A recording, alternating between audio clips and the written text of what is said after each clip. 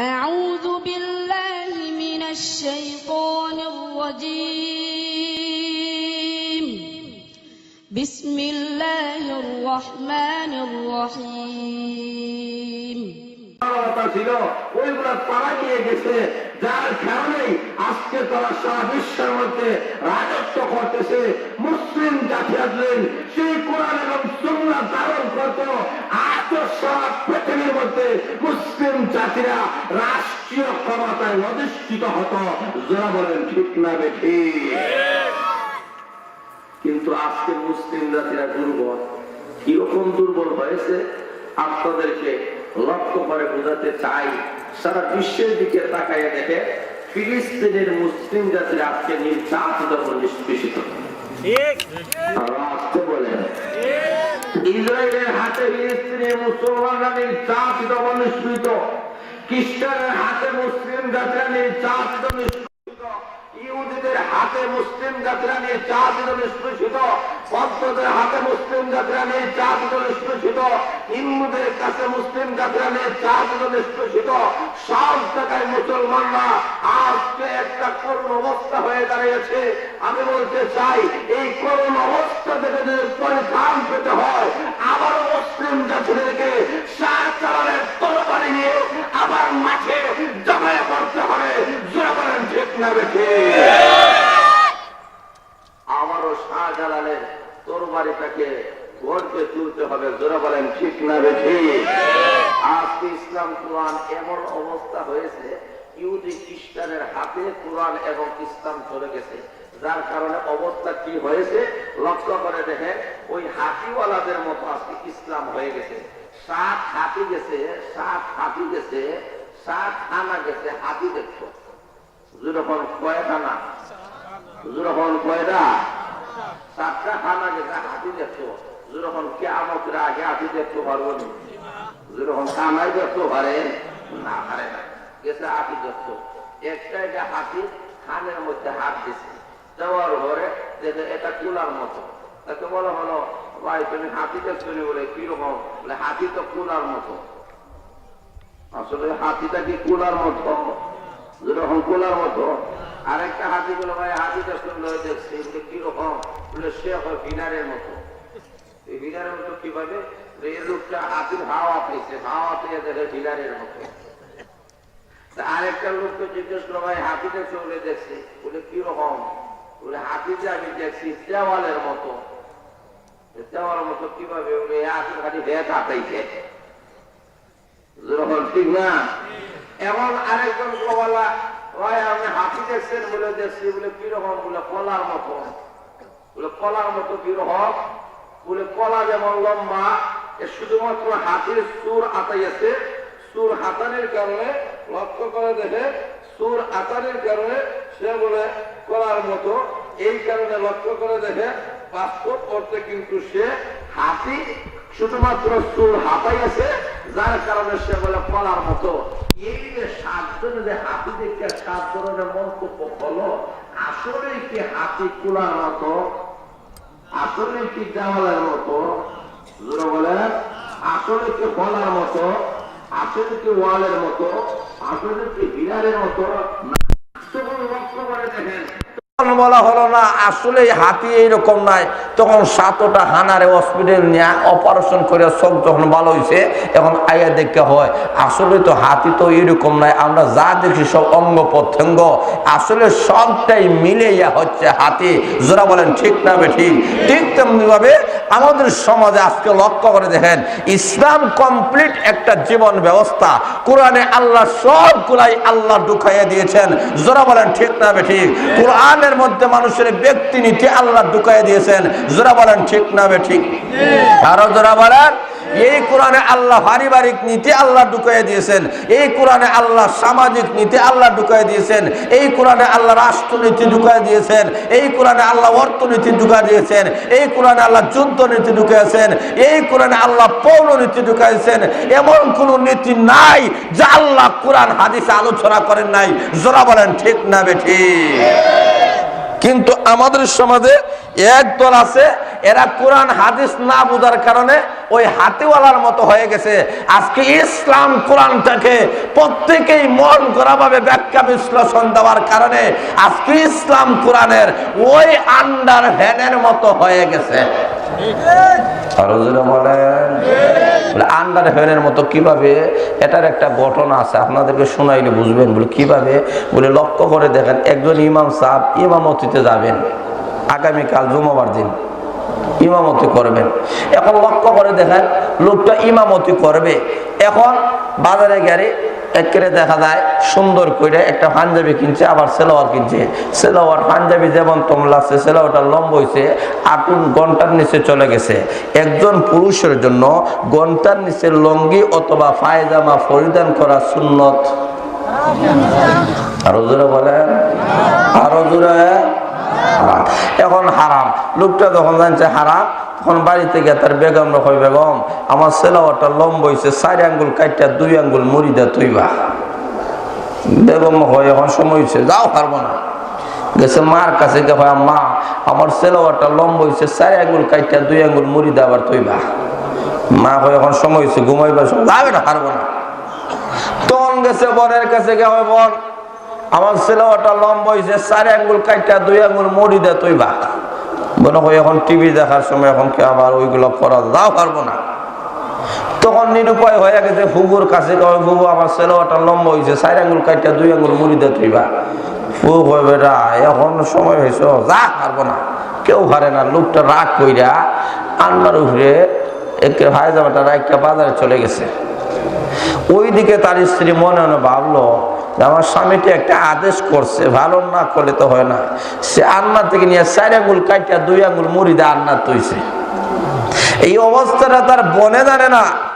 বোন আন্না থেকে নিয়ে 4 আঙ্গুল কাইটা 2 আঙ্গুল মুড়ি দে আবার ওই আন্না তুইছে। এই অবস্থাটা তার হুবু জানে না। সে আন্না থেকে নিয়ে 4 আঙ্গুল কাইটা 2 আঙ্গুল মুড়ি দে আবার ওই আন্না তুইছে। এই অবস্থাটা তার বোনে জানে না। সেও না জানিয়া 4 আঙ্গুল কাইটা 2 আঙ্গুল মুড়ি দে আবার ওই আন্না তুইছে। পরের দিন বিচারা যখন আইছে, হাঞ্জাবি লাগাইছে, সেরাওয়াল লাগাইয়া দেখে এখন আর সেরাওয়াল রইছে না, আন্ডার ভ্যান হয়ে গেছে। যখন ঠিক না বেঠি? আজ ইসলাম কোরআনকে ওই রকম আজকে আমাদের সমাজের মানুষেরা মনে করে যে ইসলাম আর কোরআন শুধুমাত্র মসজিদ মাদ্রাসার মধ্যে সীমাবদ্ধ। আমি বলতে চাই, এই কোরআন এবং ইসলাম মসজিদ মাদ্রাসার মধ্যে সীমাবদ্ধ নয়। এই কোরআনের মাধ্যমে সমাজ ব্যবস্থা পরিচালনা করবে, রাষ্ট্র ব্যবস্থা পরিচালনা করবে। পৃথিবীর যত সমস্যা আসবে, সকল সমস্যার সমাধান মহান আল্লাহ অগ্রিম কোরআনে দিয়েছেন। যারা বলেন ঠিক না বেঠিক? এই কোরআনের মাদ্রাসা, যারা বলেন ঠিক না বেঠিক? এই কোরআন আল্লাহ দিয়েছেন।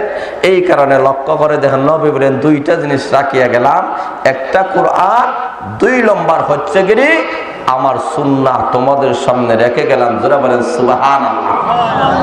এখনো শুন, বিশ্ব নবীর 40 বছর একদিন যখন অতিবাহিত হয়েছে, হেরা গুহার মধ্যে জিবরাইল আলাইহিস সালাতু ওয়াস সালাম নবীর কাছে আসিয়া বলেন, বিশ্ব নবী ইকরা আপনি পড়েন। নবী বলেন, মা আনা বিকারিন, আমি পড়নেওয়ালা নয়। আবার জিবরাইল বুকের সঙ্গে চাপ দিয়া আবার বলেন, ইকরা নবী আপনি পড়েন। বিশ্ব নবী বলেন, মা আনা বিকারিন, আমি পড়নেওয়ালা নয়। আবারও যা তাদের বলে, ইকরা আপনি পড়েন। নবী বলেন, মা আনা বিকারিন, আমি পড়নেওয়ালা নয়। এবার জিবরাইল আলাইহিস সালাতু ওয়াস সালাম বলেন, ইকরা বিসমি রাব্বিকাল্লাযী খালাক। নবীজি আপনি পড়েন সেই রবের নামে, যে রব আপনাকে সৃষ্টি করেছে। আর আসতে এখন সুবহানাল্লাহ। জিবরাইল আলাইহিস সালাতু ওয়াস সালাম যখন বিশ্বনবীকে বলেছেন, ওগো বিশ্বনবী আপনি সেই রবের নামে আপনি পড়েন যেই রব আপনাকে সৃষ্টি করেছেন। মুফাসসিরিন একরাম বলেন, জিবরাইল আলাইহিস সালাতু ওয়াস সালাম যখন বলেন ইকরা নবী আপনি পড়েন, তখন নবীজি পড়েন না। যখন বলেছেন ইকরা বিসমি রাব্বিকাল্লাযী খালাক, ওগো নবীজি সেই রবের নামে পড়েন যে রব আপনাকে সৃষ্টি করেছেন। ওই কথা যখন বলেছেন এবার বিশ্ব নবীর পবিত্র জবান মুবারক থেকে পড়া শুরু হয়ে গিয়েছে। মুফাসসিরিন একরাম বলেন আগে নবী পড়েন নাই, এখন পড়েছেন। কোন পড়েছেন? তার কারণ হয়েছে যে লেখা পড়ার মধ্যে আল্লাহ এবং তার রাসূলের নাম নাই, এটা কখনো প্রকৃত লেখাপড়া হইতে পারে না। আরো যারা বলেন, আরো যারা বলেন। এই কারণে রাসূল বিশ্ব নবী রাহমাতুল আলামিন যখন শুনেছেন আল্লাহর নামে আমাকে পড়তে হবে, তখন বিশ্ব নবী পড়া শুরু করে দিয়েছেন। এই থেকেই প্রমাণ হয়ে গেল যে লেখাপড়ার মধ্যে আল্লাহ এবং রাসূলের নাম আছে, এটাই হলো প্রকৃত লেখাপড়া। যে লেখাপড়ার মধ্যে আল্লাহ এবং রাসূলের নাম নাই, এটা কখনো জাতির মেরুদণ্ডের লেখাপড়া হইতে পারে না। এই লেখাপড়া হলো জাতির মেরুদণ্ড ধ্বংসের কারণ। যারা বলেন ঠিক না বেঠিক? আজকে আমাদের সমাজে একটা কথা আছে, শিক্ষাই জাতির মেরুদণ্ড। কথা মনে হয় আপনাদের সমাজে নাই? যখন আছে কি নাই? আমি বলি শিক্ষাই জাতির মেরুদণ্ড। এই কথাটা শুধু বললেই হবে না, বলতে হবে সুশিক্ষাই জাতির মেরুদণ্ড। যারা বলেন ঠিক না বেঠিক? বলতে হবে ইসলামী শিক্ষাই হলো জাতির মেরুদণ্ড, কোরআন সুন্নাহর শিক্ষাই হলো জাতির মেরুদণ্ড। যে শিক্ষায় মানুষদেরকে মানুষত্ব তৈরি করে, যে শিক্ষায় মানুষকে আল্লাহওয়ালা বানায়, যে শিক্ষা মানুষকে তেলাওয়াতওয়ালা বানায়, যে শিক্ষা মানুষকে জিকিরওয়ালা বানায়, যে শিক্ষা মানুষকে আল্লাহর সাথে সম্পর্ক করে দেয়, যে শিক্ষা গ্রহণের কারণে মানুষ সুদ হয় না, ঘুষ হয় না, মদ হয় না, গাঞ্জা হয় না, চুরি করে না, ডাকাতি করে না, জিনা করে না, সেই শিক্ষাই হলো প্রকৃত শিক্ষা। যারা বলেন ঠিক না বেঠিক?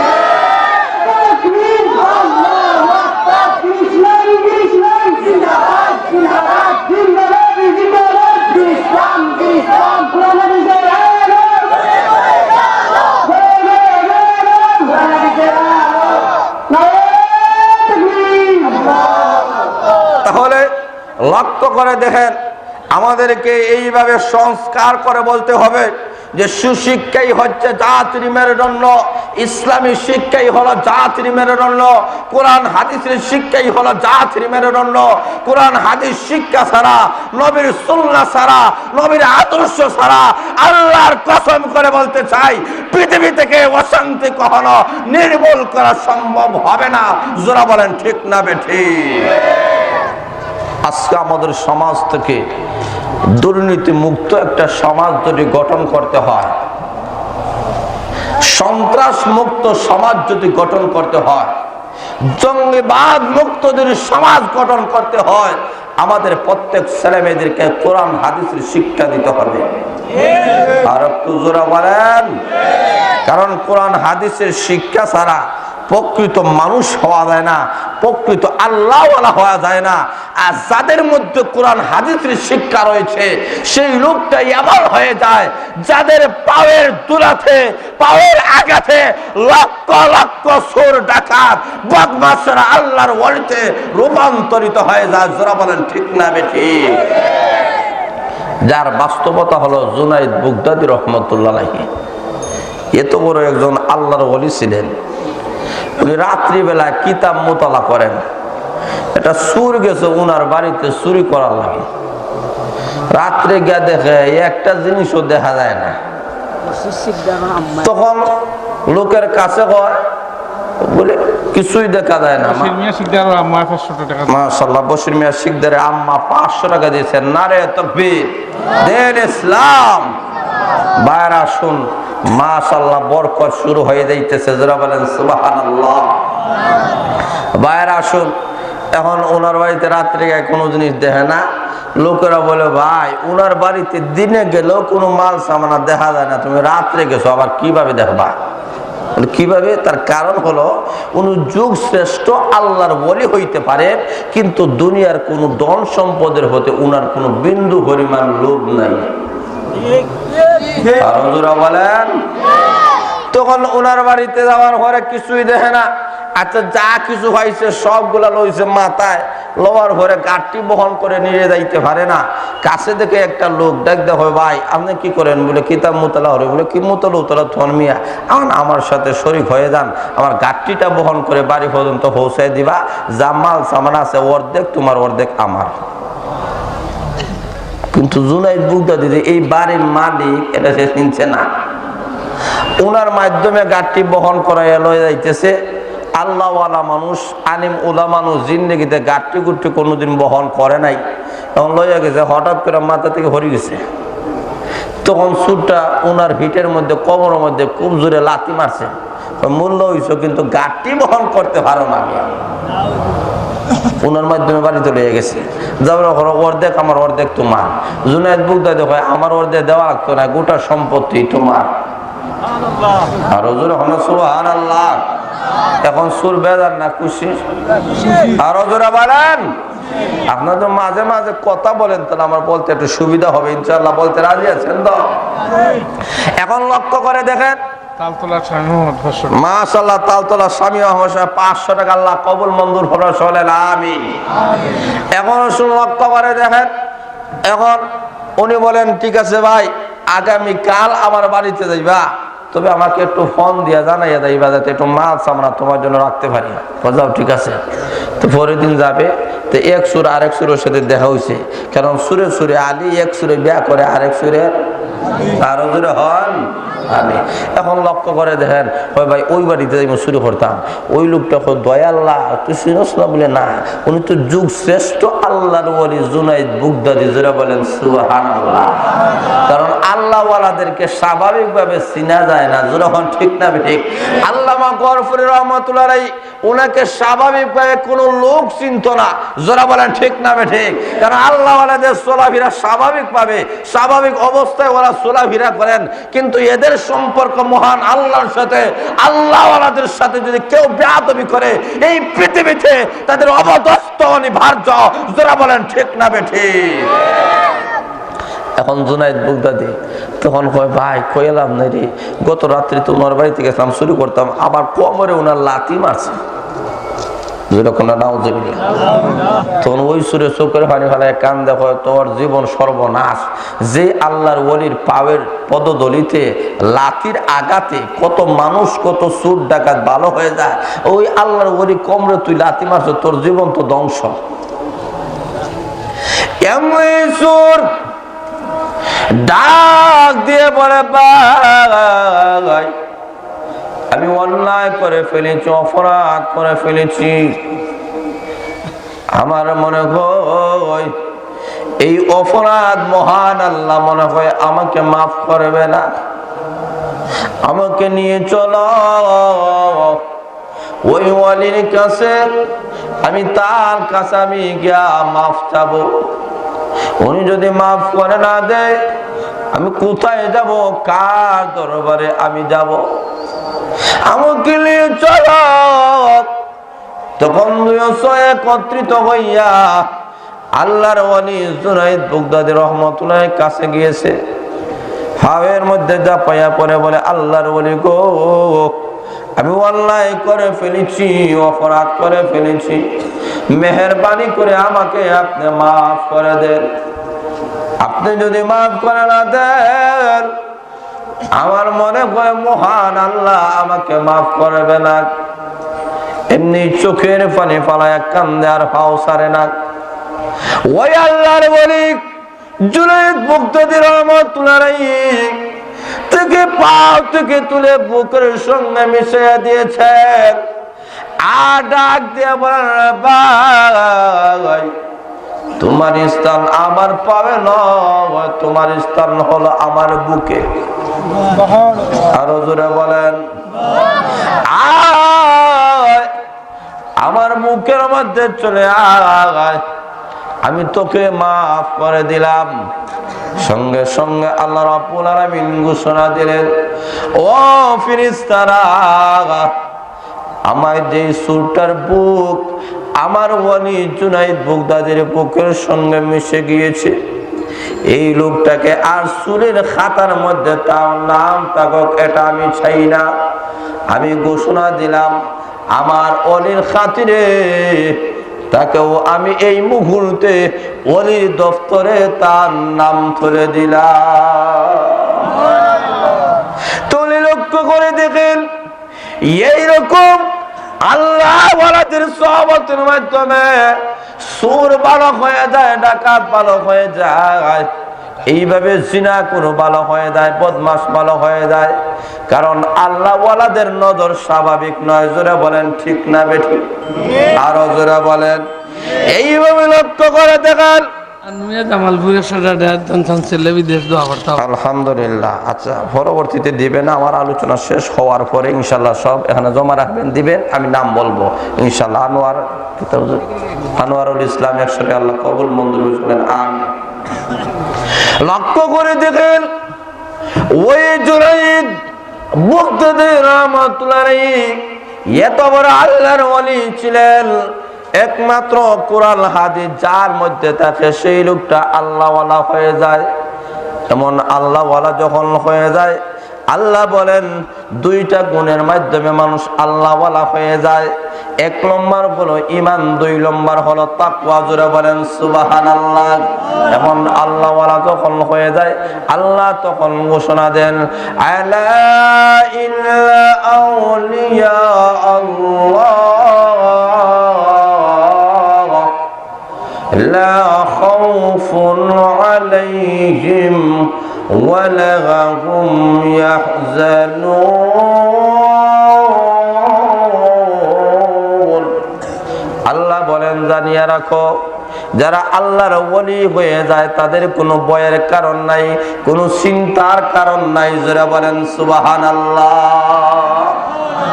তাহলে ওলি কাদেরকে বলা হয়? আল্লাহ বলেন আল্লাযীনা আমানু ওয়া কানু ইয়াত্তাকুন। আল্লাহ নিজেই ব্যাখ্যা দিয়ে বলেন ওলির দুইটা গুণ। জোরে বলেন কয় গুণ? এক নম্বর হলো এরা ঈমান নিয়ে আসে, দুই নম্বর হলো মুত্তাকি হয়ে যায়। এই দুইটা গুণ যারা অর্জন করেছে, আল্লাহ রাব্বুল আলামিন বলেন তারাই হলো আমি আল্লাহর দৃষ্টিতে সেই লোকটা ওলি হয়ে যায়। এমন ওলি যারা হয়ে যায়, আমি আল্লাহ ঘোষণা দিলাম ভয়ের কোনো কারণ নাই, চিন্তার কোনো কারণ নাই। সারা পৃথিবী ওলিদের পদতলে এসে যাবে। যারা বলেন সুবহানাল্লাহ। এইরকম আল্লাহর ওলি ছিলেন জুনাইদ বাগদাদি রহমতুল্লাহ আলাইহি। উনি একদিন রাস্তা দিয়ে যান, হঠাৎ করে দেখেন একটা সুরে ফাঁসির কাস্টে ঝুলাইয়া হত্যা করা হইতেছে। এই অবস্থা দেখিয়া উনি চোখের পানি ফালাইয়া কান্দেন, বেহুশের মতো হয়ে গেছেন। জোরা বলেন সুবহানাল্লাহ। আর বলেন জোরা করে রাখ, আমার কি হয়ে গেল? আমি কেন ওই সুরের মতো হলাম না? আমি যদি ওই সুরের মতো হয়ে যাইতাম, আমি জুনাইদ বাগদাদির জীবন ধন্য হয়ে যাইত। যারা বলেন সুবহানাল্লাহ। লোকেরা বলে জুনাইদ বাগদাদি আপনার যুগ শ্রেষ্ঠ আল্লাহর ওলি, আর আপনি বলে সুরের মতো হইতেন। বুঝলাম না ব্যাপারটা কি, আপনার কি মাথা সেন্টার কি ঠিক নাই? জুনাইদ বাগদাদি হয় আমার সব সেন্টার ঠিক আছে। যারা বলেন সুবহানাল্লাহ। আপনি যে সুরের মতো হইতে চান, তার কারণ হলো এই সুরটা প্রথম চুরি করছে, করার কারণে সরকার তার ডান হাত কেটে দিয়েছে। আবার যখন চুরি করছে, সরকার তার বাম হাত কাটছে। আবার যখন চুরি করছে, তখন সরকার তার বাম হাতটা কেটে দিয়েছে। আবার যখন চুরি করছে, তখন সরকার তার ডান হাতটা কেটে দিয়েছে।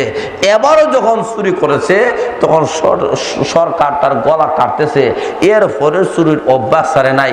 একটা চোর গুনার কাজের মধ্যে, হারাম কাজের মধ্যে অটল থাকতে গিয়ে তার জীবন বিসর্জন করে দিয়েছে।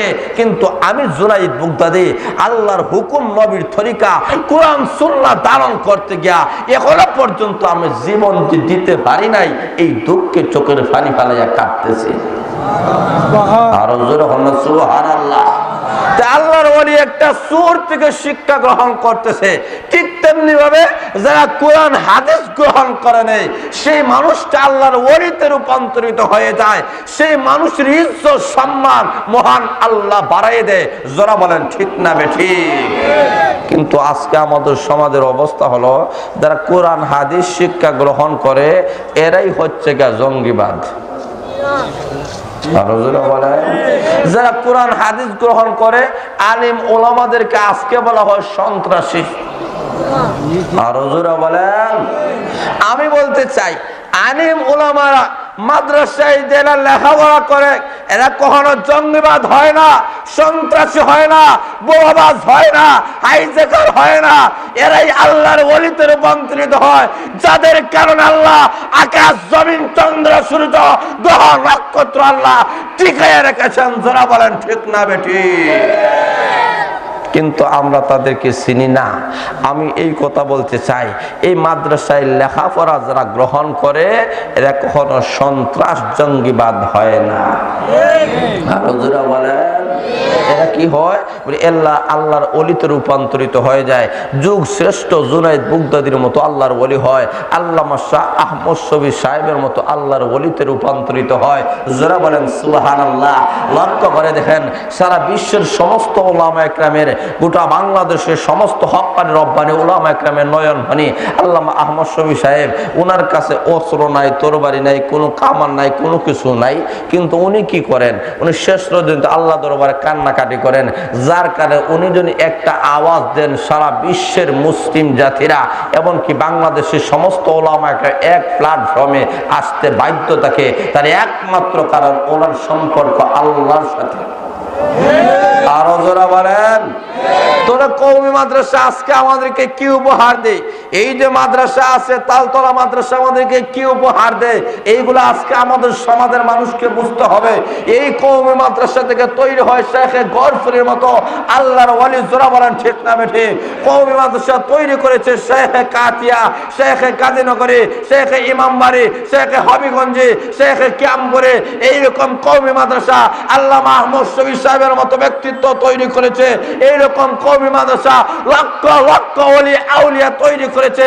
কাজে কওমি মাদ্রাসা থেকে জঙ্গিবাদ তৈরি হয় না, কওমি মাদ্রাসা থেকে সন্ত্রাসী এবং জঙ্গিবাদ প্রজনন কেন্দ্র বলা কখনো সঠিক হবে না। যারা বলেন ঠিক না বেঠিক?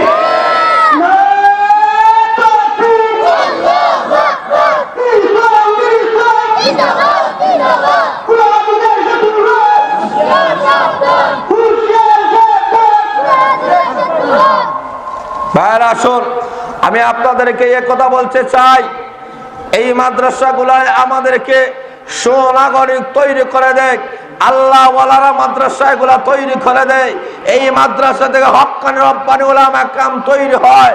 কাজেই এই মাদ্রাসাগুলাকে আমরা দিন দিন উন্নতির দিকে, দিন দিন তরক্কির দিকে আমাদেরকে সর্বাত্মক সহযোগিতার মাধ্যমে নিয়ে যাইতে হবে। যারা বলেন ঠিক না বেঠিক? এখন আসুন মেন আলোচনার দিকে। বিশ্বনবী হরে না কেন? যদি এই লেখাপড়ার মধ্যে কোরআন নাই, নবীর কথা নাই, আল্লাহর কথা নাই, এই লেখাপড়া প্রকৃত লেখাপড়া নয়। আসল লেখাপড়া হচ্ছে যেখানের মধ্যেই লেখাপড়া করলে মানুষ সুনাগরিক তৈরি হয়, সেই শিক্ষাই হলো কোরআন হাদিসের শিক্ষা। এই কারণে বিশ্বনবী পড়েন বলে যেখানের মধ্যে আল্লাহ রসুলের নাম আছে, তো আমরা যখন লেখাপড়া করব যেই লেখাপড়ার মধ্যে কোরআন হাদিস আছে সেটাই হলো প্রকৃত লেখাপড়া। যেই লেখাপড়ার মধ্যে মানবতার শিক্ষা নাই, কোরআন হাদিসের শিক্ষা নাই, এই শিক্ষা গ্রহণ করার পরেও কোরআন এবং ইসলামের বিপক্ষে কথা বলবে। আরো জোরে বলেন। তোরা লক্ষ্য করে দেখেন আজকে সারা বিশ্বে এমনকি বাংলাদেশে যত নাস্তিক মুরতাদেরা তৈরি হয়েছে, একটা নাস্তিক মুরতাদ মাদ্রাসা থেকে তৈরি হয় নাই। আরো যখন ঠিক না বেঠিক? যত নাস্তিক মুরতাদেরা তৈরি হয়েছে, যারা বিশ্বনবীকে লুচ্চা নবী বলে, যারা বিশ্বনবীর চরিত্র নিয়ে কলঙ্ক লেখন করে, যারা বিশ্বনবীর চরিত্র নিয়ে সমালোচনা করে, যারা আল্লাহকে মানে না, যারা রসুলকে মানে না, যারা জান্নাত মানে না, যারা জাহান্নাম মানে না, সেই নাস্তিক মুরতাদেরা মাদ্রাসা থেকে তৈরি হয় না, সেই নাস্তিক মুরতাদেরা জাগতিক শিক্ষা থেকে তৈরি হয়। যারা বলেন ঠিক না বেঠিক?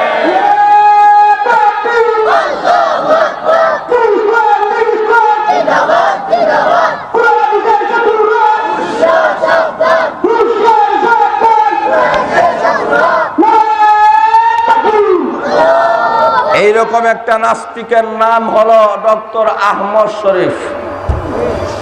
আরো জোরে বলেন।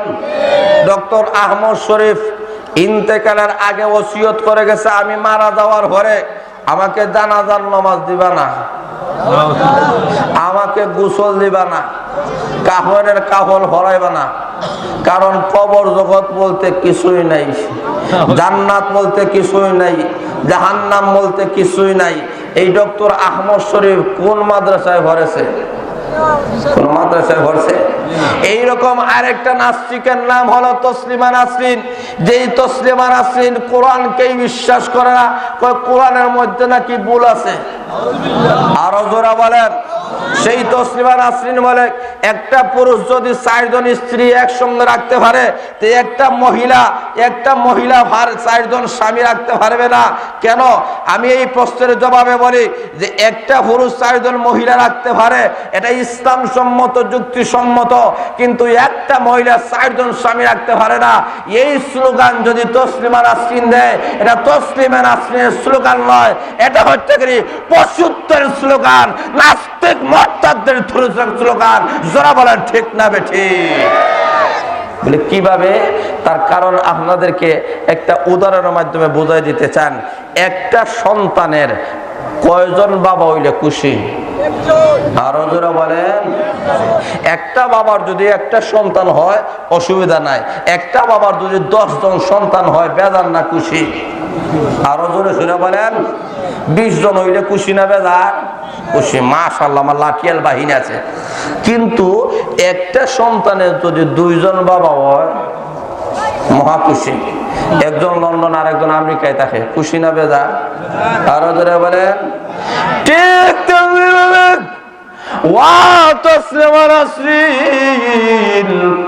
তোমার মধ্যে কোরআন শিক্ষা নাই, কোরআনের পরশ না থাকার কারণে তুমি কোরআনের উপরে যুক্তি টানো।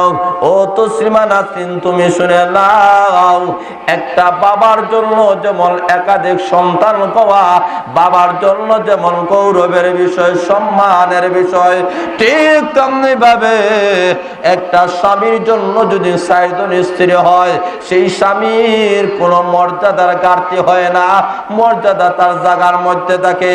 যেমনি ভাবে একটা সন্তানের জন্য একাধিক বাবা হওয়া যেমন তার জন্য অপমানের বিষয় না সম্মানের বিষয়? আরো যারা বলেন ঠিক তেমনি ভাবে ও তসলিমা নাসরিন, তোমার যদি একাধিক স্বামী হয়ে যায় তসলিমা নাসরিন গো, তোমার ইজ্জত সম্মান বাড়বে না।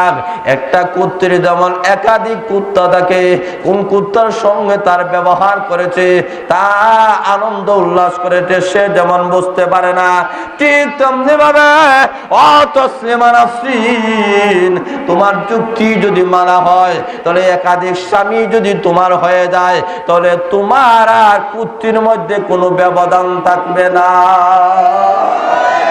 এই কারণে আল্লাহ রাব্বুল আলামিন বলেন কোরআন শিক্ষাই হলো আসল শিক্ষা, কারণ কোরআন শিক্ষা দিয়েছেন কে? আরো যারা বলেন। আল্লাহ বলেন আর রহমান আল্লামাল কুরআন। আল্লাহ বলেন রহমান তাকেই বলা হয় যিনি মানুষকে কোরআন শিক্ষা দিয়েছেন। তাহলে লক্ষ্য করে দেখেন, স্বয়ং আল্লাহ কোরআন শিক্ষা দিয়েছেন জিবরাইলকে, জিবরাইল শিক্ষা দিয়েছেন বিশ্বনবীকে, বিশ্বনবী শিক্ষা দিয়েছেন সাহাবা কেরামদেরকে, সাহাবা কেরাম শিক্ষা দিয়েছেন তাবিগণকে, তাবিগণ শিক্ষা দিয়েছেন তবে তাবিগণকে। এইভাবে কোরআন শিক্ষা চালু হইতে হইতে এই তালতলা মাদ্রাসা পর্যন্ত এসে পৌঁছেছে। যারা বলেন সুবহানাল্লাহ। ভাইরা শুন, লক্ষ্য করে দেখেন, এই কারণে কোরআন শিক্ষা যাদের মধ্যে আছে এরাই হলো প্রকৃত মানুষ। কোরআন শিক্ষা যদি না থাকে সে তসলিমা নাসরিনের মতো নাস্তিক মুরতাদ হয়ে যাবে। আর যারা বলেন, এইরকম আরেকটা নাস্তিকের নাম হলো ফলিদা রহমান। নাম শুনছেন না? যখন শুনছেন নি আরো জোরা বলেন। এইরকম যাদের মধ্যে কোরআন হাদিসের শিক্ষা থাকবে না তারা কিন্তু প্রকৃত মানুষ হইতে পারবে না, নাস্তিক মুরতাদ হয়ে যাবে, জাহান্নামী হয়ে যাবে। এই কারণে আল্লাহ রাব্বুল আলামিন বলেন, কোরআন শিক্ষা আমি আল্লাহ দিয়েছি, এই কারণে কোরআন শিক্ষা গ্রহণ করতে হবে। 2 নম্বর হলো নাস্তিক মুরতাদ মাদ্রাসায় তৈরি হয় না, সন্ত্রাসী জঙ্গিবাদী কখনো মাদ্রাসা তৈরি করে না। যারা বলেন ঠিক না বেঠিক? এর মধ্যে একজন সন্ত্রাসীর নাম বাংলা ভাই, নাম শুনছেন না? যখন শুনছেন নি, শেখ আব্দুর রহমান, ডক্টর আসাদুল্লাহিল গারিব, নাম শুনছেন না? এইরকম সন্ত্রাসী, এইরকম জঙ্গিবাদ এটা একটাও মাদ্রাসা থেকে তৈরি হয় নাই। জোরা বলেন ঠিক না বেঠিক? আরো জোরা বলেন ঠিক না বেঠিক? আজকে যারা বলে কওমি মাদ্রাসা সন্ত্রাসী প্রধারণ কেন্দ্র, আমি তাদেরকে স্পর্শ ভাষায় জানাই দিতে চাই, কওমি মাদ্রাসা সন্ত্রাসী প্রধারণ কেন্দ্র নয়, কওমি মাদ্রাসা হয়েছে আল্লাহওয়ালা প্রধারণ কেন্দ্র। যারা বলেন ঠিক না বেঠিক? কাজেই লক্ষ্য করে দেখেন, এইরকম নাস্তিক মুরতাদ যা আছে, সন্ত্রাসী যা আছে, জঙ্গিবাদ যা আছে, সবগুলো সেখান থেকেই তৈরি হয়, মাদ্রাসা থেকে তৈরি হয় না। কারণ মাদ্রাসা এমন, এখান থেকেই ছেলে মেয়েদেরকে যখন পাঠাইয়া দেওয়া হয়, এই ছেলে মেয়েরা আগে ছিল বেনমাজি, এখন হয়ে যায় নমাজি। আরো জোরা বলেন। এই ছেলে মেয়েদেরকে যখন মাদ্রাসায় পাঠাইয়া দেওয়া হবে, আল্লাহ রসুল ঘোষণা দিয়েছেন, মান তাআল্লামাল কুরআন ওয়া আল্লামা। আল্লাহ রসুল ঘোষণা দিয়েছেন যে যারা কোরআন শিক্ষা করে এবং শিক্ষা দেয়, এদের চাইতে শ্রেষ্ঠ জাতি দুনিয়াতে আর কেউ হইতে পারে না। আরো জোরে বলেন, খায়রুকুম মান তাআল্লামাল কুরআনা ওয়া আল্লামা। তো এই হচ্ছে কি শ্রেষ্ঠ জাতি। তো লক্ষ্য করে দেখেন, এই মাদ্রাসায় আমরা ছেলে মেয়েদেরকে ফাটাইয়া দিলে এই ছেলে মেয়েরা ভাগ না ভাগ শিখবে, বৈধ অবৈধ শিখবে, হালাল হারাম শিখবে। এইগুলা শিক্ষা দেওয়া হয় স্কুল কলেজ ভার্সিটিতে না মাদ্রাসায়। আরো জোরে সরে বলেন, মাদ্রাসায়। তারপর ছেলে মেয়েদেরকে যদি দিনদার বানান, নমাজি বানান, তাহলে এইভাবে এই ছেলে মেয়েরা দিনদার হয়ে যাবে। লক্ষ্য করে দেখেন, আব্দুল্লাহ ইবনে সালাম রাদিয়াল্লাহু তাআলা আনহু, যিনি ইহুদিদের পণ্ডিত ছিলেন, উনি যখন ইসলাম ধর্ম তখন গ্রহণ করেন নাই, গিয়েছেন বিশ্বনবীর অবস্থা দেখার জন্য। গিয়া দেখেন বিশ্বনবী মসজিদের ভিতরে সাহাবায়ে কেরামদেরকে দ্বীনের তালিম দিতেছেন। আল্লাহ রসুল বলেন, ও আমার সাহাবায়ে কেরাম, তোমরা 4টা দায়িত্ব যদি পালন করতে পারো, আমি বিশ্বনবী ঘোষণা দিলাম আল্লাহর তৈরি জান্নাতের মধ্যে নিরাপত্তার সাথে দাখিল হয়ে যাবে। আরো জোরে বলুন সুবহানাল্লাহ। আব্দুল্লাহ ইবনে সালাম রাদিয়াল্লাহু তাআলা আনহু বলেন, বিশ্বনবী ঘোষণা দিয়েছেন, ও আমার সাহাবায়ে কেরাম, তোমরা যদি 4টা দায়িত্ব পালন করতে পারো, আমি বিশ্ব নবী ঘোষণা দিলাম নিরাপত্তার সাথে আল্লাহর তৈরি জান্নাতের মধ্যে চলে যাবে। 1 নম্বর হলো আফসুস সালাম ওয়া আতঈমুত তুআম ওয়া সিলুল আরহাম ওয়া সাল্লু ওয়ালা সুনিয়াম তাদখুলুল জান্নাতা বিসালাম আও কামা ক্বালা আলাইহিস সালাতু ওয়াস সালাম। আব্দুল্লাহ ইবনে সালাম রাদিয়াল্লাহু তাআলা বলেন, উনি নিজেই বর্ণনা করেছেন, আল্লাহর নবী বিশ্বনবী রাহমাতুল লিল আলামিন ঘোষণা দিয়েছেন, ও আমার সাহাবায়ে কেরাম, 4টা দায়িত্ব যদি তোমরা পালন করতে পারো, আমি বিশ্বনবী ঘোষণা দিলাম নিরাপত্তার সাথে আল্লাহর তৈরি জান্নাতের মেহমান হয়ে যাবে। যখন কয়টা দায়িত্ব? আরো জোরে বলেন। 1 নম্বর হলো আফসুস সালাম, বেশি বেশি করে সালাম দাও, কারণ সালাম দেওয়া সুন্নাত। জোরে বলেন ঠিক না বেঠিক? আরো জোরে বলেন। আল্লাহর নবী বলেছেন, ও আমার সাহাবায়ে কেরাম, কোন মানুষের সাথে সাক্ষাৎ যখন করবান, কথা বলার আগে সালাম দিবান। আসসালামু ক্বাবলাল কালাম, কথা বলার আগে সালাম দিবান। এটাই হলো নবীর সুন্নাত। যারা বলেন ঠিক না বেঠিক? ও আমার সাহাবায়ে কেরাম, বেশি বেশি করে সমাজের মধ্যে সালাম দাও। এই সালামের মাধ্যমে শান্তি বর্ষিত হবে। একজন লোক যখন মারা গিয়েছে, আপনি যখন তার বাড়িতে গেলেন দেখার জন্য, আপনি গিয়া বললেন আসসালামু আলাইকুম ওয়া রাহমাতুল্লাহি ওয়া বারাকাতুহু। আল্লাহর নবী বলেছেন, এতটুকু যদি আপনি বলতে পারেন, আপনার আমলনামায় মহান আল্লাহ 30টা নেকি লিপিবদ্ধ করে দেওয়াইবে। সালামে সব না গুনাহ? আর হুজুরা বলেন। এই কারণে আল্লাহর নবী বলেন, প্রথম নম্বর হলো সালাম দিবাগ, 2 নম্বর হলো ওয়া তুইমুত তাআম, মানুষদেরকে দাওয়াত খাওয়া। হুজুরা বলেন সুবহানাল্লাহ। 3 নম্বর হলো ওয়াসিলুল আরহাম, আত্মীয় সম্পর্ক বজায় রাখো। এটাই হলো 3 নম্বর দায়িত্ব। 4 নম্বর হলো ওয়াসাল্লু ওয়াল্লাসুনিয়াম, গভীর রাত্রিতে যখন মানুষ ঘুমায়া যায়, তখন যদি তুমি তাহাজ্জুদের নামাজে দাঁড়ায়া যাও, তাহাজ্জুদের নামাজে দাঁড়ায়া চোখের পানি পালায়া যদি তুমি কাঁদতে পারো, এই চোখের পানির দাম আছে কি নাই? আরো জোরা বলেন। এই কারণে আল্লাহর নবী বলেন, গভীর রাত্রিতে তাহাজ্জুদের নামাজে দাঁড়ায় দাও। ও আব্দুল্লাহ ইবনে সালাম, ও আমার সাহাবায়ে কেরাম, এই 4টা দায়িত্ব যদি তোমরা পালন করতে পারো, আমি বিশ্ব নবী ঘোষণা দিলাম, তাদখুলুল জান্নাতা বিসালাম, নিরাপত্তার সাথে আল্লাহর তৈরি জান্নাতের মেহমান হয়ে যাবে। দায়িত্ব কয়টা?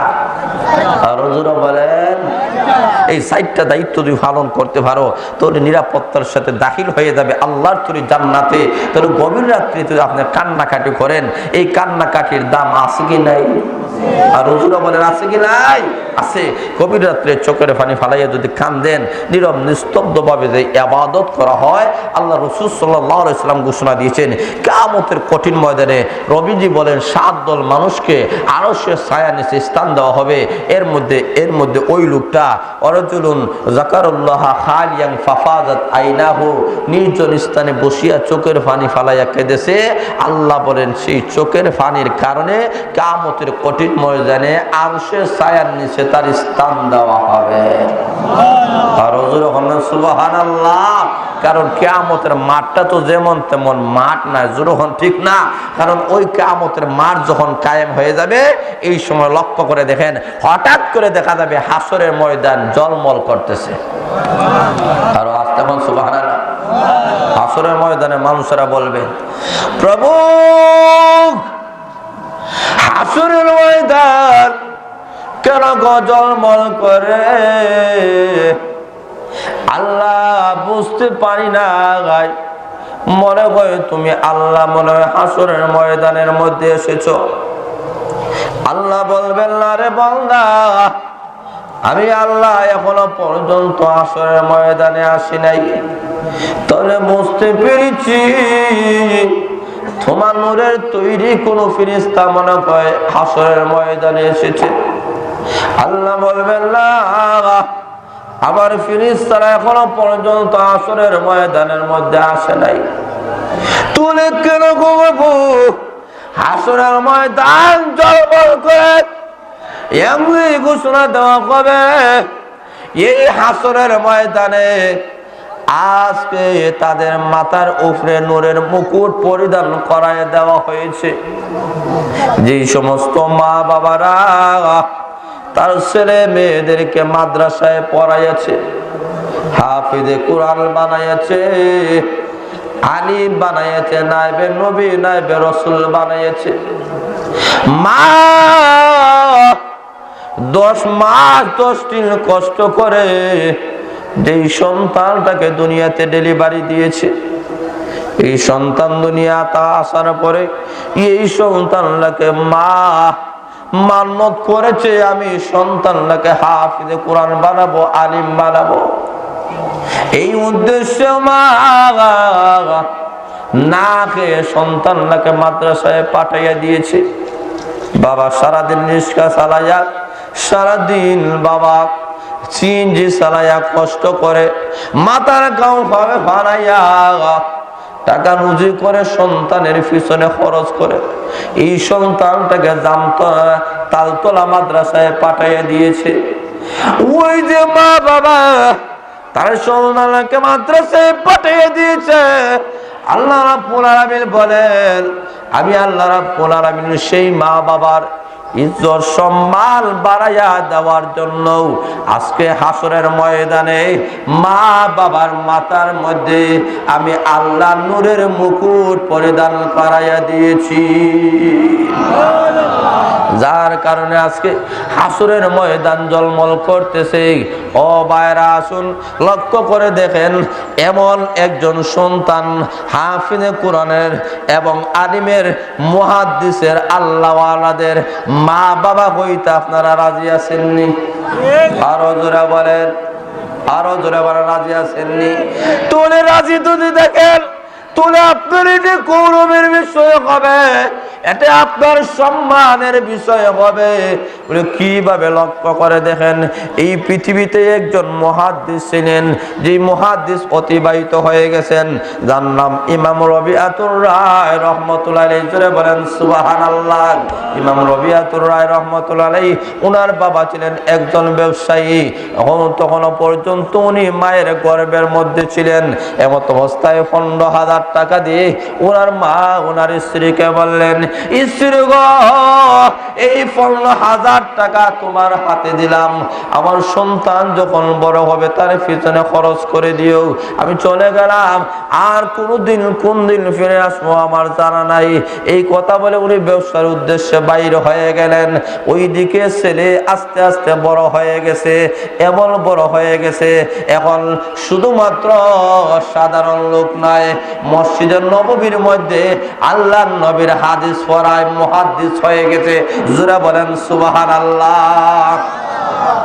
ওইদিকে দীর্ঘদিন পরে বাবা বাড়ির মধ্যে যখন এসেছে, আসার পরে বাবা এবং ছেলে দরজার মধ্যে উভয়জনের সাক্ষাৎ।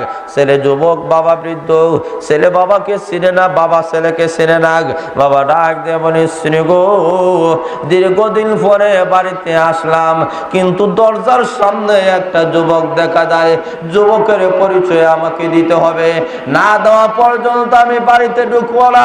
ওইদিকে ছেলে ডাক দিয়ে বলে, মা কত কষ্ট করে গো মা আমাকে আপনি মুহাদ্দিস বানাইয়াছেন, কিন্তু আমার দরজার সামনে একটা বৃদ্ধ লোক দেখা যায়, এই লোকের পরিচয় না দেওয়া পর্যন্ত মা আমি কোনো কিছু খাবো না, ঘরের ভিতরে ঢুকবো না। ওইদিকে জোরের আযান হয়ে গিয়েছে। স্ত্রী ডাক দিয়ে বলেন, যান জোরের নামাজ আদায় করার পরে আবার আপনারা আসবেন, আমি সমাধান করে দিব। তখন দুইজন নামাজে চলে গেছেন। জোরের আযান যখন শেষ হয়ে গিয়েছে, এমনি একজন ঘোষণাকারী ঘোষণা দেয়, খেরে তোমরা বাড়িতে যাইও না, এই জায়গায় অবস্থান করো, কারণ একজন মুহাদ্দিস সাহেব হাদিসের দর্শ দিবেন। জোরে বলেন সুবহানাল্লাহ। এমনি লক্ষ্য করে দেখেন, হাদিসের দর্শ দিবেন। ইমাম রবিআতুর রায় রহমতুল্লাহ আলাইহি বাবা ছেলেকে চিনে না, হাদিসের দর্শের মধ্যে বসে গিয়েছে। এমনি দেখা যায় ইমাম রবিআতুর রায় রহমতুল্লাহ হাদিস পড়াচ্ছেন, হাজার হাজার ছাত্র ওরা রয়েছে, হাদিস এমন ভাবে সাবলীল ভাবে হাদিসের তরজমা করেন আর ব্যাখ্যা করেন, যা শুনে বাবার চোখের পানি সামনে রাখতে পারে না, চোখ থেকে জোরে জোরাইয়া পানি পড়তেছে। হাদিস পড়া যখন শেষ হয়েছে, বাবা পরের দিকে যখন আসতেছে স্ত্রীকে ডাক দিয়ে বলেন, স্ত্রী গো, আগে তুমি পরিচয় দাও, ওই যুবকের পরিচয় দাও। এবার লক্ষ্য করে দেখেন স্ত্রী ডাক দিয়ে বলেন, প্রাণের স্বামী, জোহরের নামাজ যে আপনি দীর্ঘ করে আসলেন, জোহরের নামাজ মাত্র 12 মিনিটে পড়া যায়, আপনি তো দীর্ঘক্ষণ পরে আপনি আসেন, কেন আসলেন, আসার কারণটা কি? এবার স্বামী ডাক দিয়ে বলেন, স্ত্রী গো, জোহরের নামাজের পরে একজন ঘোষণাকারী ঘোষণা দিয়েছেন, একজন মুহাদ্দিস সাহেব সুন্দর করে হাদিস পড়াবেন, আমি কলাম না, ওই জায়গার মধ্যে বসে বললাম, ওনার সাবলীন ভাষায় হাদিসের তর্জমা এবং ব্যাখ্যা শুনলাম, আর চোখের পানির সামনে রাখতে পারি নাই। ও স্ত্রী, এমন একটা সন্তানের বাবা যদি আমি হইতাম, আমার জীবন ধন্য হয়ে যাইত, আমি গৌরবান্বিত হয়ে পড়তাম। এবং সন্তানের বাবা যদি আমি হইতাম।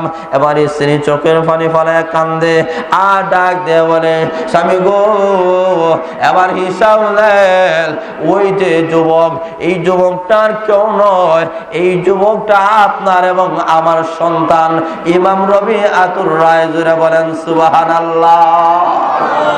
স্ত্রী ডাক দিয়ে বলে, প্রাণের স্বামী, আপনার ওই টাকা হিসাব নেন, যেই টাকা আপনি আমাকে দিয়ে গিয়েছিলেন, ওই টাকা দ্বারা আমি জীবনে কোনোদিন ভালো কাপড় পরিধান করি নাই, ভালো কোনোদিন খাওয়াল খাই নাই, ভালো গাড়ি কোনোদিন আমি চড়ি না গাই। আপনার দেওয়ার টাকা দ্বারা আপনার সন্তানের পেছনে আমি খরচ করেছি। এই সন্তানটা ভূমিষ্ঠ হওয়ার পরে আমি সন্তানটাকে মক্তবে পাঠাইয়া দিয়েছি, এরপরে মাদ্রাসায় পাঠিয়ে দিয়েছি, এরপরে অনেক উচ্চ শিক্ষা গ্রহণ করার জন্য আরেক জায়গায় পাঠিয়ে দিলাম। এইভাবে আপনার দেওয়া আমানতের টাকা আপনার সন্তানের পিছনে খরচ করে আমি আপনার সন্তানকে যুগ শ্রেষ্ঠ এত বড় মুহাদ্দিস বানিয়েছি। এবার স্বামী চোখের পানি বালায় কান্দে, আর ডাক দিয়ে বলে, স্ত্রী গো, তুমি যা করেছো তার প্রতিদান আমি দিতে পারবো না, মহান আল্লাহ তোমার প্রতিদান দিবেন। তাহলে লক্ষ্য করে দেখেন ভাইরা, এমন একজন মুহাদ্দিস সাহেবের বাবা যদি আপনি হইতে পারেন, এমন একজন হাফিজে কোরআনের বাবা যদি হইতে পারেন, এমন একজন আলিমের বাবা যদি হইতে পারেন, এতে আপনার ইজ্জত সম্মান কমবে না বাড়বে? আরো জোরে বলেন, দুনিয়াতেও আপনার ইজ্জত বাড়বে, আখিরাতেও মহান আল্লাহ রাব্বুল আলামিন আপনার ইজ্জত সম্মান মহান আল্লাহ বাড়াইয়া দিবেন। কারণ কিয়ামতের কঠিন ময়দানে সাহেবে কোরআনকে আল্লাহ ঘোষণা দেবেন, ও কোরআনওয়ালা, আজকে তুমি সুপারিশ করো। তুমি সুপারিশ করার পারমিশন দিলাম।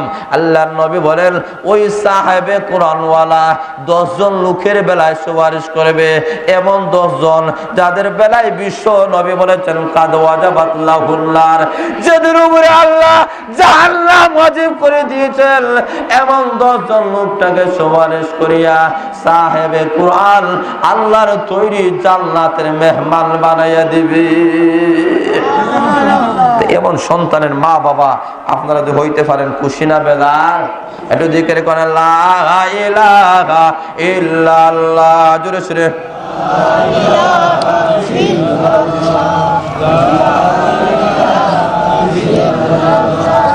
লা ইলাহা ইল্লাল্লাহ, লা ইলাহা ইল্লাল্লাহ, জোরে সুরে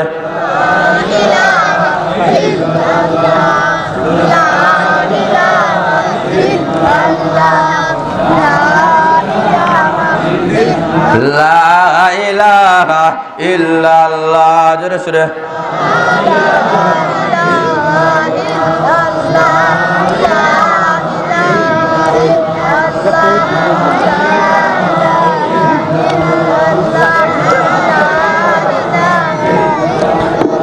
লা ইলাহা ইল্লাল্লাহু মুহাম্মাদুর রাসূলুল্লাহ সাল্লাল্লাহু আলাইহি ওয়াসাল্লাম। তাহলে লক্ষ্য করে দেখেন, এই মাদ্রাসায় আপনার ছেলে মেয়েদেরকে পাঠিয়ে দিলে এই ছেলে মেয়েরা নামাজি হবে, দিনদার হবে, আল্লাহওয়ালা হবে, ঐশীর মতো সন্ত্রাসী হবে না। আরো জোরে বলেন, যে ঐশী তার মধ্যে কোরআন হাদিসের শিক্ষা না থাকার কারণে নিজ হাতে তার মা বাবাকে হত্যা করেছে। আজকে বাংলাদেশের পরিস্থিতি তাকায় দেখেন, পত্রিকা করলেই দেখা যায় একটা সন্তানের হাতে মা বাবা হত্যা হয়েছে, ভাইয়ের হাতে বোন হত্যা, বোনের হাতে ভাই হত্যা। এইভাবে এইরকম যে হত্যা হইতেছে, এইরকম যে আমাদের সমাজের উশৃঙ্খলা, আমাদের সমাজে অশান্তির সমাজ হয়ে গেছে, তার একমাত্র কারণ হলো কোরআন হাদিসের সমাজ। কোরআন হাদিস যেই রকম শিক্ষা গ্রহণ করার কথা ওই রকম গ্রহণ করছে না। আজকে সকল ডিপার্টমেন্টের লোকেরা যদি কোরআন হাদিস শিক্ষা গ্রহণ করে, সর্বস্তরের মানুষরা যদি নামাজি হয়ে যায়, দিনদার হয়ে যায়, আল্লাহওয়ালা হয়ে যায়, তাহলে লক্ষ্য করে দেখেন এই বাংলাদেশ থেকে দুর্নীতি বন্ধ করার জন্য চোর লাগবে না, চোর টাকা বন্ধ করার জন্য পুলিশ লাগবে না, আর্মি লাগবে না, মিডিয়া লাগবে না। একমাত্র কোরআন হাদিসের মাধ্যমে চোর টাকা বন্ধ করা সম্ভব, একমাত্র কোরআন হাদিসের শিক্ষার মাধ্যমে। যারা বলেন ঠিক না বেঠিক? তাহলে লক্ষ্য করে দেখেন আজকে আমাদের সমাজের মানুষদেরকে কোরআন এবং হাদিসের শিক্ষা দিতে হবে। এই কোরআন হাদিসের শিক্ষা যদি আপনার ছেলে মেয়েদেরকে দেন, এই ছেলে মেয়েরা দুনিয়া তো আপনারা সুপারিশ করব, কিয়ামতের কঠিন ময়দানে সুপারিশ করে জান্নাতে নিয়ে যাবে।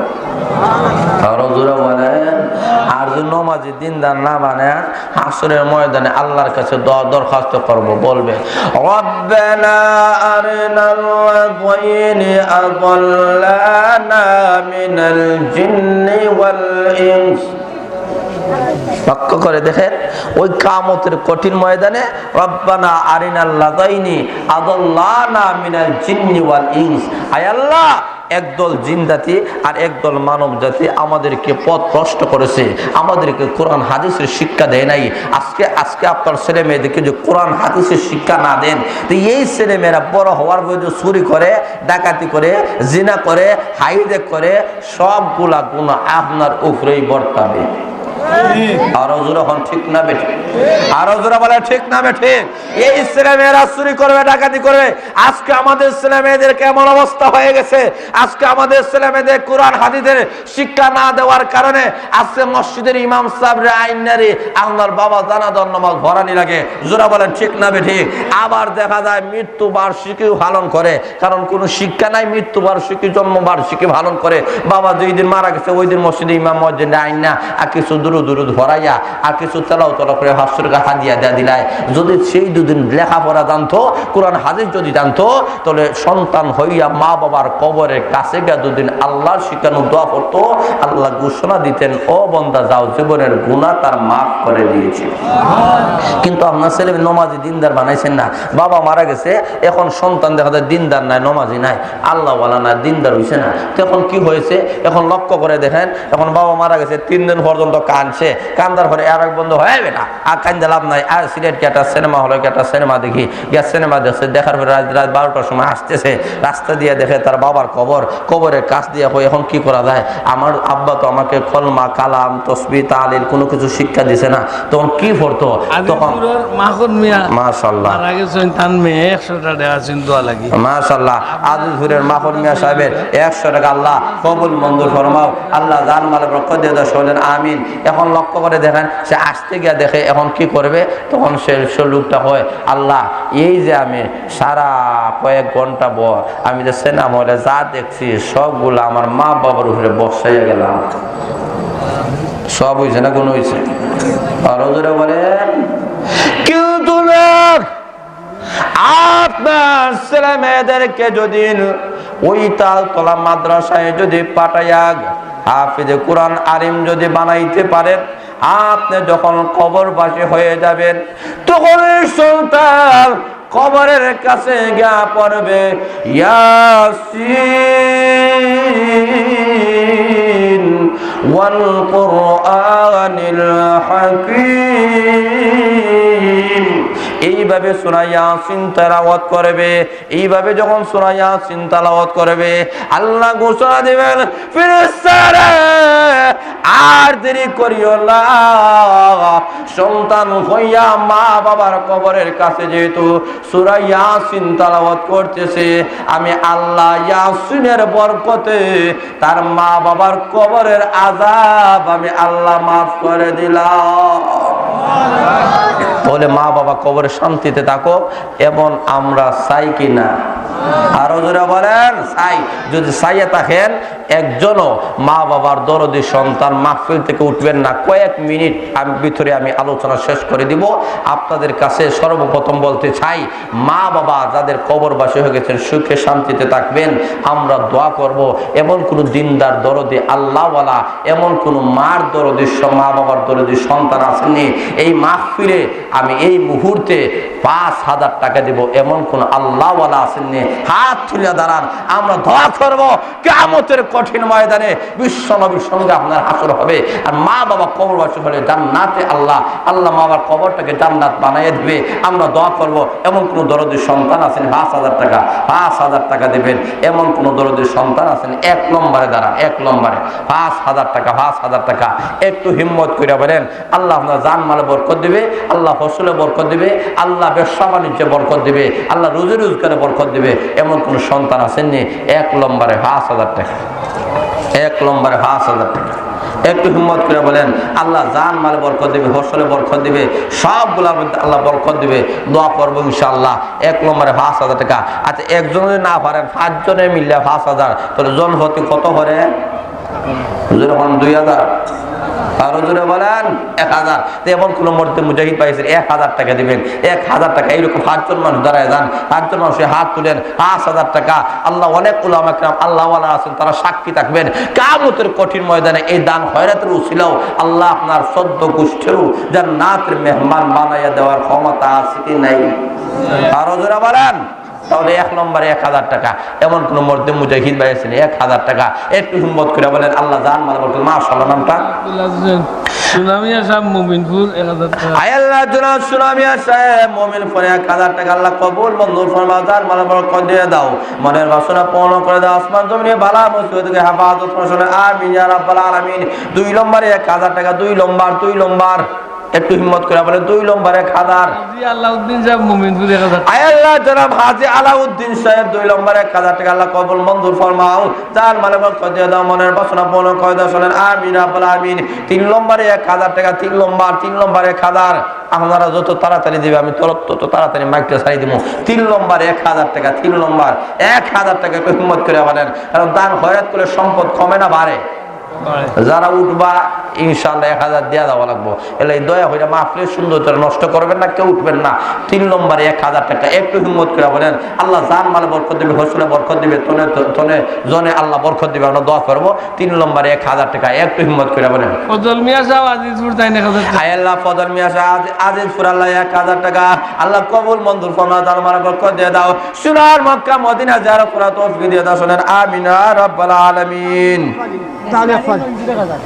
নেসার আলী সাহেব নজরুল 1,000 টাকা দিন। আল্লাহ নেসার আলী সাহেব নজরুল 1,000 টাকা। আল্লাহ কবুল মঞ্জুর ফরমাও, জান মালে বরকত দিয়ে। শুনেন আমিন। তয়েদ আলী সাহেব তালতলা 1 পালি দান। আল্লাহ তয়েদ আলী সাহেব তালতলা 1 পালি দান। আল্লাহ কবুল মঞ্জুর ফরমাও, জান মালে বরকত দিয়ে। শুনেন আমিন রাব্বাল আলামিন। মাশাআল্লাহ মাশাআল্লাহ। 4 নম্বরে 1,000। 4 নম্বরে 1,000। একটু হিম্মত করে বলে, আল্লাহ জান মালে বরকত দিবে। বুরহান সাহেব বশিরপুর 1 পালি দান দিবেন। আল্লাহ বুরহান সাহেব বশিরপুর 1 পালি দান দিবেন। আরে তাকবীর, দিন ইসলাম। আল্লাহ কবুল মঞ্জুর ফরমাও, জান মালে বরকত দিয়ে। শুনে আমিন রাব্বাল আলামিন।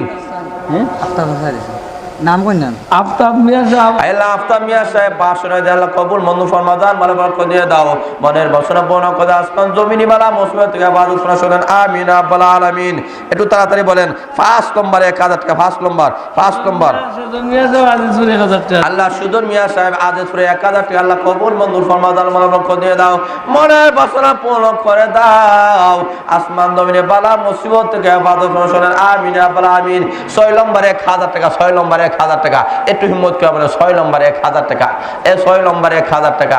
আসলে আবুল কালাম বশিরপুর 500 টাকা দিন। আল্লাহ আবুল কালাম বশিরপুর আল্লাহ 500 টাকা কবুল মঞ্জুর ফরমাও, জান মালে বরকত দিয়ে দাও। শুনেন আমিন রাব্বাল আলামিন। 6 নম্বরে 1,000 টাকা। একটু হিম্মত করে বলেন, আল্লাহ জান মালে বরকত দিবে, আল্লাহ ফসলে বরকত দিবে। কারণ সম্পদ দান খয়রাত করে সম্পদ কমে না বাড়ে? আর হুজুরা বলেন পারে, একটু হিম্মত করে বলেন 6 নম্বরে 1000 টাকা। আচ্ছা 500 টাকা কইরা দেন না, আল্লাহ যত আছে 500 টাকা হইলে হয়তো কয়েক হাজার হয়ে যাবে। একটু হিম্মতের সাথে 500 টাকা কইরা লেখান, আল্লাহ জান মাল বরকত দিবে, ফসলে বরকত দিবে। 100 টাকা দিছে না দান এক ফালি। আল্লাহ লাল মিয়া সাহেবের ছেলে এক ফালি দিয়েছেন, 100 টাকা দিয়েছেন, আল্লাহ কবুল মঞ্জুর ফরমাও, জান মালে বরকত দিয়ে দাও, ফসলে বরকত দিয়ে দাও, জনে এবং সব কুলার মধ্যে বরকত দিয়ে দাও। সবাই বলেন আমিন ইয়া রাব্বাল আলামিন। একটু হিম্মত করে 500 টাকা হইলে লেখান না, অনেক মুরব্বী নাকি যুবক ভাইরা আছেন, ও ভাইরা 500 টাকা হইলে লেখান, আল্লাহ জান মালে বরকত দিবে। 500 টাকা হইলে লেখান, ইনশাআল্লাহ আল্লাহ জান মালে বরকত দিবে। আচ্ছা 100 টাকা হইলে দিন, 100 টাকা হইলে যারা আছেন 100 টাকা হইলে দিলে কয়েক হাজার হয়ে যাবে। 100 টাকা হইলে লেখান না, তাড়াতাড়ি নগদ দেন ইনশাআল্লাহ 100 টাকা হইলা। আচ্ছা দান দান দান ফসলের এলাকা আছে, 1 মণ 2 মণ হইলে দান লেখান না, আমরা দোয়া করব ফসলে বরকত দিবে আল্লাহ। একজন মুরব্বী সাহেব আল্লাহ 200 টাকা দিয়েছেন, আল্লাহ কবুল মঞ্জুর ফরমাও। আয় আল্লাহ ডাক্তার সাহেব 200 টাকা দিয়েছেন, আল্লাহ কবুল মঞ্জুর ফরমাও, দান মালা বরকত দিয়ে দাও, মনে বাসনা পূর্ণ করে শোনেন আমিন ইয়া রাব্বাল আলামিন। সবাই পড়ুন সুবহানাল্লাহি ওয়া বিহামদিহি সুবহানাল্লাহিল আযীম। আচ্ছা কয়েকজন ছাত্র দাঁড়ান, যার পকেটে যত আছে 1 টাকা 2 টাকা 5 টাকা 100 টাকা 500 টাকা ওইটা যার পকেটে যত আছে কেউ খালি হাতে ফেরত দেবেন না, কেউ মাহফিলে উঠেও মাহফিলে সুন্দর নষ্ট করবেন না, ইনশাআল্লাহ যার পকেটে যত আছে দেন, ইনশাআল্লাহ আল্লাহ যার মালা বরকত দিবে। সবাই একটু হিম্মতের সাথে বলেন সুবহানাল্লাহি। 500 টাকা দিবা। আল্লাহ ইব্রাহিম সাহেব 500 টাকা কবুল মঞ্জুর ফরমা, যার মালা বরকত দিয়ে দাও। আরেক মুরব্বী সাহেব 100 টাকা দিয়েছেন, আল্লাহ কবুল মঞ্জুর ফরমা, যার মালা বরকত দিয়ে দাও, মনের বাসনা পূর্ণ করে শোনে আমিন রাব্বাল আলামিন। একটু তাড়াতাড়ি ভাই, যার পকেটে যত আছে কেউ খালি হাতে ফেরত দিবেন না, দয়া কইরা 1 টাকা 2 টাকা 5 টাকা করে দেন। অনেক উলামা একরাম বুজুর্গান একরাম এসেছেন, ইনশাআল্লাহ ধারাবাহিকভাবে আপনারা তত্ত্বপূর্ণ তাফসীর পেশ করবেন, আপনারা শুনবেন, মনোমুগ্ধকর আলোচনা পেশ করবেন। ইসলাম আলী সাহেব আল্লাহ 500 টাকা আল্লাহ কবুল মঞ্জুর ফরমা, দান মালা বরকত দিয়ে দাও, মনে বাসনা পূর্ণ করে শোনে আমিন ইয়া রাব্বাল আলামিন। সুবহানাল্লাহি ওয়া বিহামদিহি সুবহানাল্লাহিল আযীম। একটু তাড়াতাড়ি হিম্মত করে দেন ভাই, আল্লাহ জান মালে বরকত দিবে, ফসলে বরকত দিবে, আমরা দোয়া করব, একটু তাড়াতাড়ি দেন, যার পকেটে যত আছে। আব্দুল্লাহ একবার লিদা আল্লাহ মেখুমিয়া আল্লাহ তাআলা তোলা এক ফালে আল্লাহ কবুল মঞ্জুর ফরমা, দান মালা বরকত দিয়ে দাও, মনে বাসনা পূর্ণ করে শোনে আমিন রাব্বাল আলামিন। সুবহানাল্লাহি ওয়া বিহামদিহি সুবহানাল্লাহিল আযীম। একটু তাড়াতাড়ি হিম্মত করে দেন, মাশাআল্লাহ একজন মুরব্বী সাহেব আসতেছেন, ইনশাআল্লাহ এইরকম অনেকে আল্লাহ দান খয়রাত করলে সম্পদ আল্লাহ বাড়ায় দেয়। মা বাবা আব্দুল্লাহ 50 টাকা, আব্দুল জলিল সাহেব আল্লাহ 50 টাকা, আয় আল্লাহ এক ফালে দান কবুল মঞ্জুর ফরমাও। আয় আল্লাহ মতুল্লি সাহেব আজিজপুরের আল্লাহ 200 টাকা দিয়ে আল্লাহ কবুল মঞ্জুর ফরমা, দান মালা বরকত দিয়ে দাও, মনে বাসনা পূর্ণ করে দাও, শুনে আমিন রাব্বাল আলামিন। আয় আল্লাহ তাল কায়দে মাতা পিতাকে আল্লাহ কবরে তুমি সুখে শান্তিতে রাখিও, সবাই আমিন। আজিজপুর এক ফালি দান, আলাউদ্দিন সাহেব আজিজপুর আল্লাহ এক ফালি দান আল্লাহ কবুল মঞ্জুর ফরমা, দান মালা বরকত দিয়ে দাও, মনে বাসনা পূর্ণ করে শুনে আমিন রাব্বাল আলামিন। সবাই দুরূদ শরীফের মুখতাসর দোয়া হবে, সাল্লাল্লাহু আলা সাইয়্যিদিনা ওয়া মাওলানা মুহাম্মদ ওয়া আলা আলিহি ওয়া সাহবিহি ওয়া সাল্লাম। আলহামদুলিল্লাহিল্লাযী হাদানা লিহাদা ওয়া মা কুন্না লিনাহতাদিয়া লাউলা আন হাদানাল্লাহ। রব্বিরহামহুমা কামা রাব্বায়ানি সগীরা।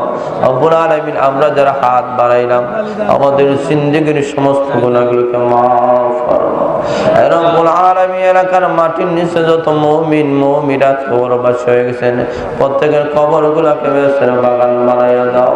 যারা জিন্দা আছেন তুমি নেক হায়াত দান ফরমাও, যারা অসুস্থ আছেন তোমার দারুস সেবা থেকে শিফা দান ফরমাও, যারা দান খয়রাত করেছেন প্রত্যেকের দান খয়রাতকে আল্লাহ তুমি কবুল মঞ্জুর ফরমাও। আয় আল্লাহ এই মাদ্রাসার সভাপতি সেক্রেটারি কেশিয়ার আয় আল্লাহ সকল আশাতে রাখবেন, নেক হায়াত দান ফরমাও। মুফতি সাহেব শিক্ষা সচিব সাহেবের নেক হায়াত দান ফরমাও। আয় রব্বুল আলামিন দর্শক আল্লাহ তুমি 3 দিন তরক্কি আয়াত ফরমাও। আমাদের পক্ষ থেকে লক্ষ লক্ষ দরুদ ও সালাম সোনার মদিনায় পৌঁছিয়া দাও। তুমি সারা কার কাছে রোদন করব, তুমি বিনে কারো কাছে করে মরুদন, তুমি বিনে কে বুঝবে আমরা রিবে বলে মরণে আল্লাহ কবর হাসরে আমরা দেখিও আল্লাহ সদয় নজরে। কত গুনাহ করিয়াছি খনি দেও মা শয়তানি ওয়াসওয়াসা হইতে দিল খরসা। হে আল্লাহ, যেদিন মরণ হবে গো, আমাদের জবানকে উচ্চারণ করে দিও লা ইলাহা ইল্লাল্লাহু মুহাম্মাদুর রাসূলুল্লাহ। আসসালামু আলাইকুম সম্মানিত ভিউয়ার্স, আদর্শ জীবনের পক্ষ থেকে আপনাদের স্বাগত জানাচ্ছি। আমার ভিডিও দেখে যদি আপনাদের ভালো লাগে তাহলে অবশ্যই লাইক, কমেন্ট এবং সাবস্ক্রাইব করে আমাকে উৎসাহিত করবেন। জাযাকাল্লাহু খাইর।